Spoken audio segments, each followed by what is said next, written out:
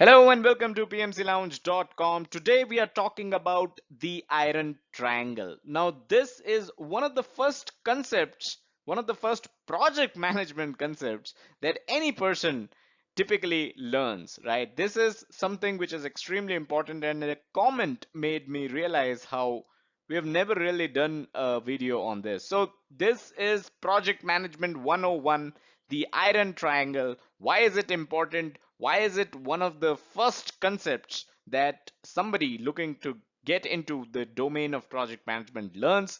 This is PMC Lounge. We talk about PMP certifications, we talk about other project management related certifications, and we keep a tab on the project management industry. All right, let's get started. Let's get into the thick of the iron triangle.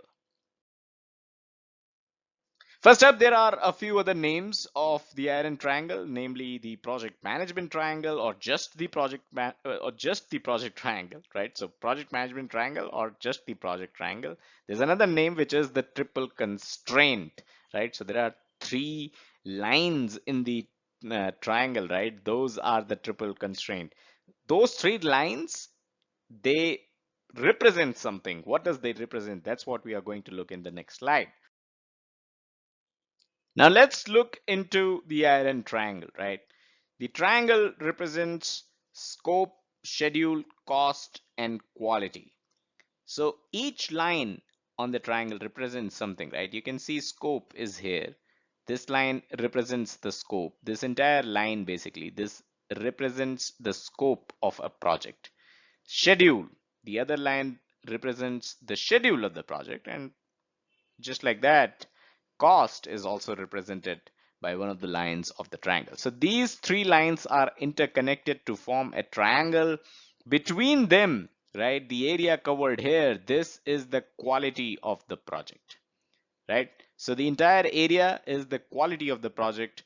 To have a good quality project, you need this area to be large enough, right? So that is why the entire triangle is shaped so that the scope, schedule, cost are given significant importance because they are the three constraints of the project, right? They are the three most important parts of a project, right? So the triangle emphasizes on this, how scope, schedule, and cost are important, and how quality is also important and is a resultant of where do these three fall. Now, let's say you want to keep the cost of a project as it is, and you want to increase the scope of the project, right? You want to increase the scope of the project and you want to keep the cost as it is. What would that project look like? There you have it. It looks ugly, doesn't it? Right? So the cost of the project is as it is. We have significantly increased the scope of the project here, right? We have a lot of requirements. The scope of the project is increased. That automatically results in an increase in the schedule of the project as well, if you would have noticed it, right? So if you want to maintain the quality, right, if you want to maintain high standards of quality, what increasing scope here means that the schedule will also increase. So you keep your cost as a base, right? You keep your cost unmoved. You don't change your cost. If the cost is static and the scope of the project increases, then the schedule will also increase. But the right way of doing this is increasing the cost as well, right? So if you increase the cost, the scope can be increased, the schedule can be increased, but it won't be a dramatic increase in the schedule, right? If you increase the cost. So if you increase your base cost of the project, the schedule can also calm down a bit and you'll be able to deliver a lot of scope with the quality that you desire in in the time frame, right? In the schedule, which is not significantly large. So that is why these are the competing constraints. These are the triple constraints. If you increase the scope, make sure you increase the cost as well, so that the schedule doesn't go, out of the boundary, right? So three things that you should know here. Point one is how the quality of work is constrained by the project's budget, deadlines, and scope, right? This is what we saw in the previous slide itself, right? The quality was stuck in the between, right? In the center of the triangle is where the quality is. The entire area of triangle is the quality. Now, the quality of the work, it is constrained by the project's budget, deadlines, and scope, right? So if you increase the budget and do not increase deadlines and scope uh, appropriately, the quality is definitely going to worsen. Budget, what do we mean by budget here? So let me mark this out as well, when we say, when we talk about budget. So budget in this line, right? Budget here means the cost available for the project. What is your budget of the project? The deadlines in this line here means the amount of time available to complete the project, right? So what is your schedule?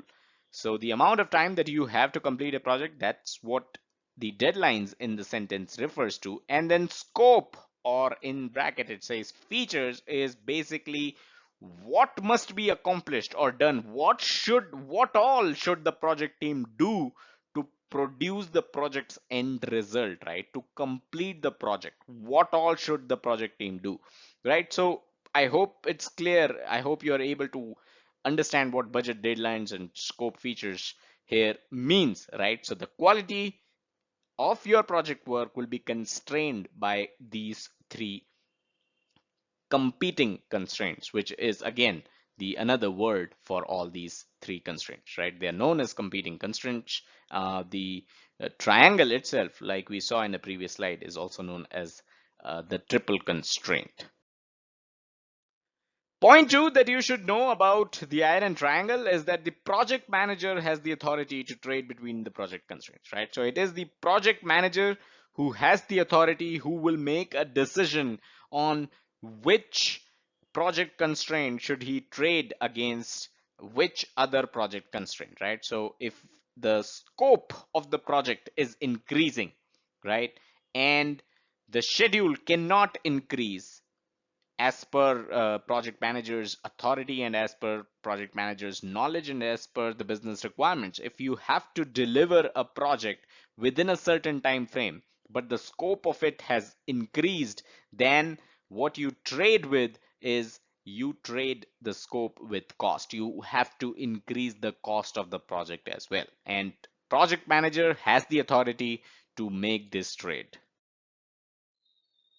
Now, as we were talking in the previous slide, right, a change in one project constraint is definitely going to lead to change in other constraints for compensating the change, right? So if you're increasing the scope, either you have to increase the cost, or you have to increase the schedule, the deadline of the project, or you have to make appropriate increase in both cost and schedule to compensate for the change in scope. But if you don't do that, what is going to happen is the quality of your project is going to suffer. So that's point three that you should know about the iron triangle. Let's look into a few examples. A project can be completed faster by increasing budget or cutting scope, right? So if you want to have a project, a 10-month project which you need to be delivered in 8 months, you need to either increase the budget or you need to cut the scope. You need to cut whatever the scope of the project is, right? You need to cut down on the features that you need from the project and make it come down to 8 months. Increasing scope may require equivalent increases in budget and schedule. This is something that we discussed in the previous slide as well. And cutting budget without adjusting schedule or scope will result in quality degrade. So like I said, if you mess with the triangle, if you increase just one, or decrease for that matter, right? So if you increase or decrease just one part of the triangle, right? One constraint, if you just cut the budget, then your schedule and scope, if you don't change it, right, if you don't adjust it, your schedule and scope, you keep the schedule and scope same and you just cut the budget, then the quality is definitely going to degrade. Now, all of this sounds great. All of this looks good on paper, but let's talk real world now, right? So the iron triangle is an oversimplification, right? So this is something that you should know from real world perspective. You are doing an oversimplification of project management here, right? Trading between constraints, it is not always possible on real life projects. So let's talk real life projects. Let's talk real world projects. Increasing a project budget on a fully resourced project won't speed things up, right? So let's say you want to speed things up and you say, okay, fine, let's look at the iron triangle. Yeah, we want to cut down on the schedule of the project. Let's increase the costs of the project, right? We have a lot of money to throw around, so let's put in more money in this project, and let's reduce the schedule of the project. Can that happen all the time? Of course not. If your project is already fully resourced, you have everything that you need, you have every person that you need, right? Putting more money into the project is not going to speed things up.